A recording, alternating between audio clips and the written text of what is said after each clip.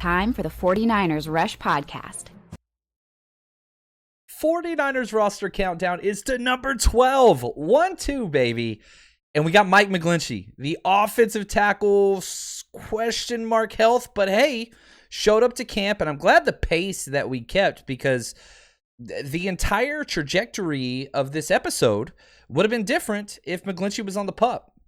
But heroically, I will add, like, it is such an impressive feat to come from quad tear halfway through the season to where he is now. It's impressive. And you have to give credit to somebody that worked that hard to get to where he is now currently on this roster. Now, we're going to dive into my favorite clip ever of Mike McGlinchey. I'm going to tease it. It's my favorite, maybe one of my favorite offensive lineman plays of all time. I'm going to show you that. We're going to hear from Kyle Shanahan, and we're going to go through everything there is to know about not only McGlinchey's past, what he did to get to the NFL, what he has done for the 49ers, but what we're looking for in the future. What does 2022 hold for him, and why do we have him at 12? We got him pretty damn high, and this is a very talented roster. I don't think that this ranking reflects where he's been as far as importance to the 49ers, but it does reflect how important he will be this year for the 49ers. He's huge. Number 69. Nice. 6'8", 310 pounds. He's only 27, entering into his 5th season, which is important because it shows several things. One, he was a first-round draft pick, and the 49ers elected to pick up his 5th-year option, which guarantees from injury. Now, you had to pick that up last year before the season started. He got hurt during the season. It could have been possible if Staley did not recover that he didn't play at all this year and still got a full paycheck, which I'm not trying to advocate for not taking care of your players. I'm just saying the 49ers are in a very advantageous, lucky position with the cap considerations that are attributed to McGlinchey, and the fact that you're going to actually get some play time with him we're lucky, because torn quads can end careers. They can call it. It's over. So the fact that he not only is ready for training camp, but not on the pup for training camp, that's just extra gravy, baby.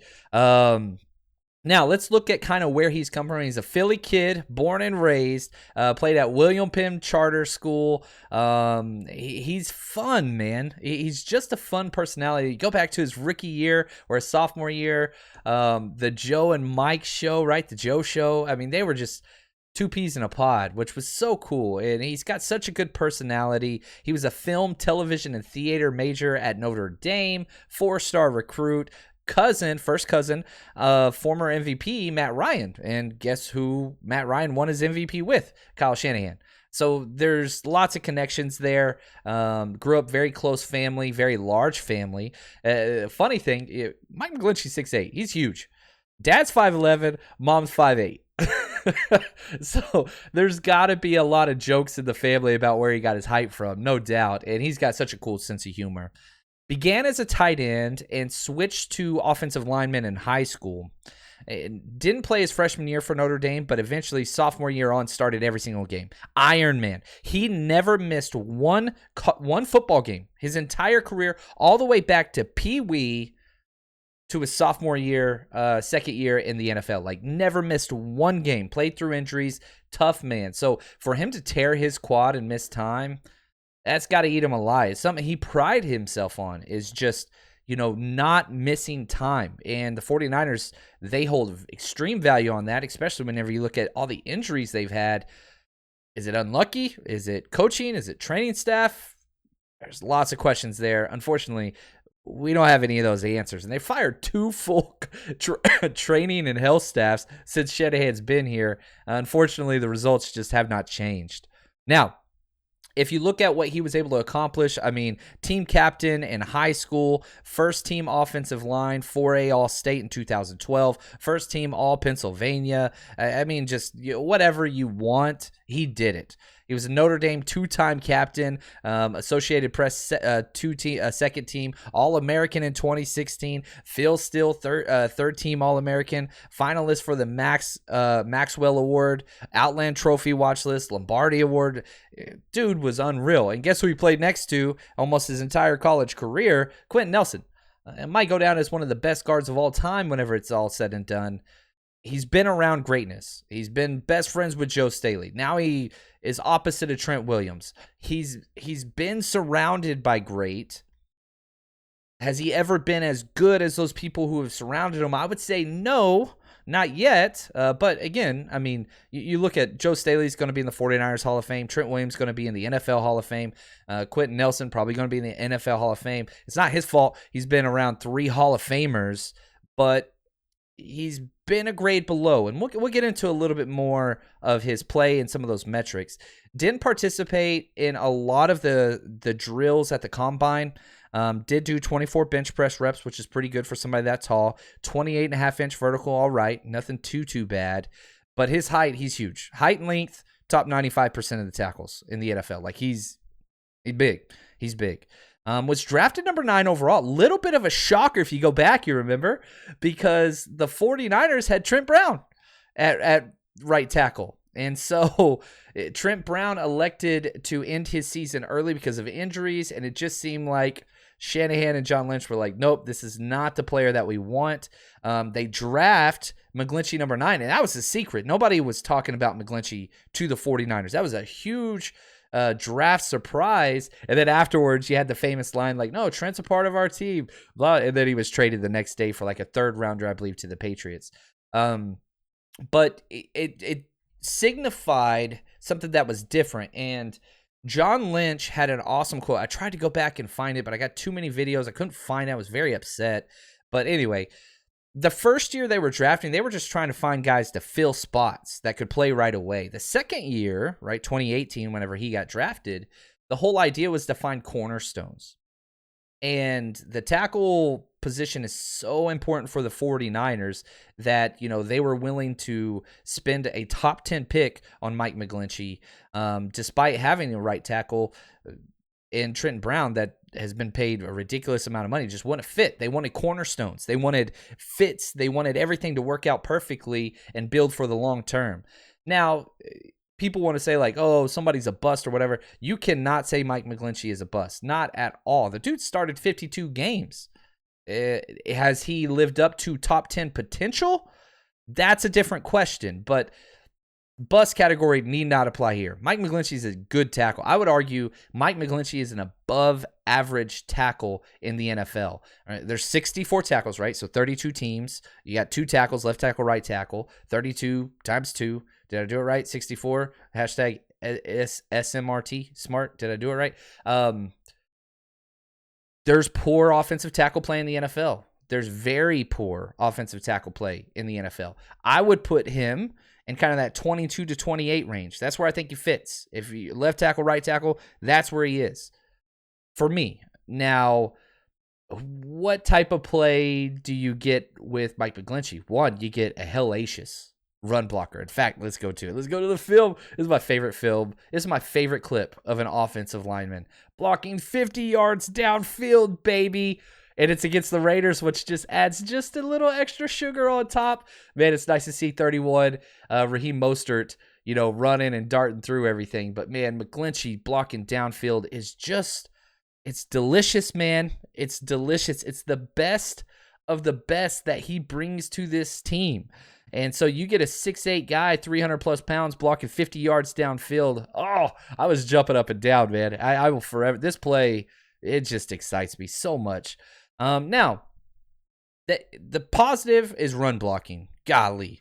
If you go back to the 2020 season, he finished, Pro Football Focus, with the second highest run blocking grade in the NFL. Second highest with a 91.3 grade. Who did he finish behind? Who was number 1? Trent Williams, which is just with a 91.8. Like, that's unbelievable. And that's what Shanahan puts a premium on with their offensive linemen. Run blocking first, pass blocking second. And the pass blocking has been a little bit of a concern.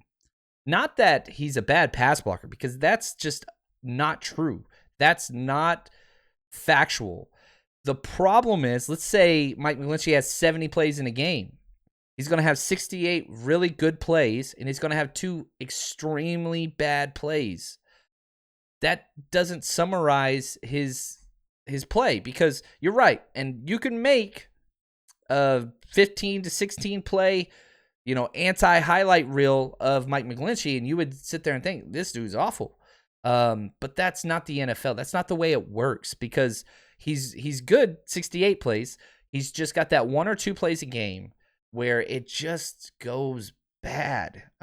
Sadly, real bad sometimes. Which, I mean, he just gets posterized sometimes, and that's not who he is.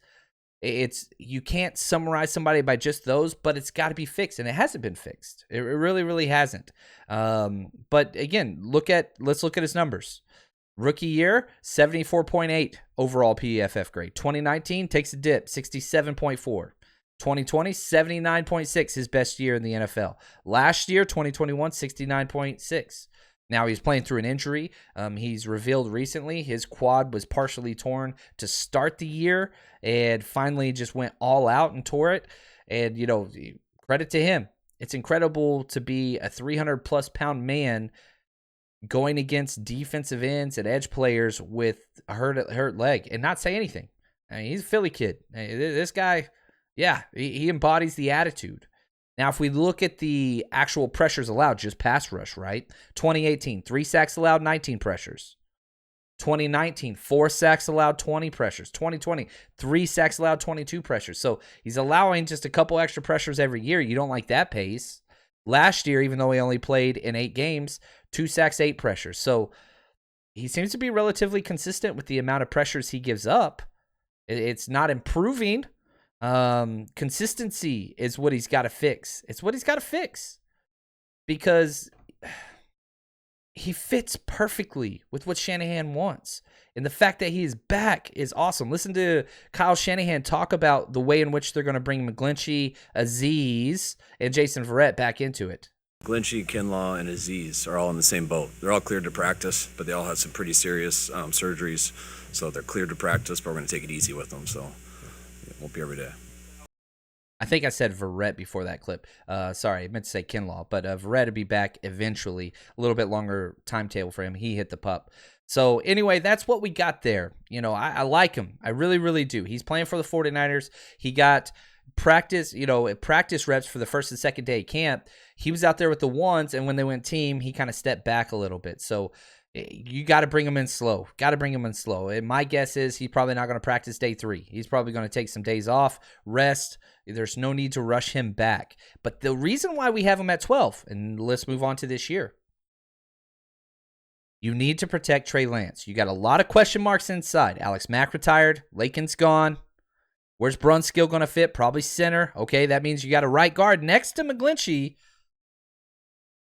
It's going to have some question marks. Doesn't mean it can't work, but you need solid outside if you're going to have questionable inside. Or you need solid inside if you're going to have questionable. You can't have questionable both. And I think McGlinchey shores that up. The run game is going to be elite, ladies and gentlemen, in the 2022 year. No doubt about that. We've got the run blockers. Even the questionable guards that are stepping in that we haven't seen, Aaron Banks, Jalen Moore, Spencer Burford getting reps with the ones. Those guys are elite run blockers. That's not a question.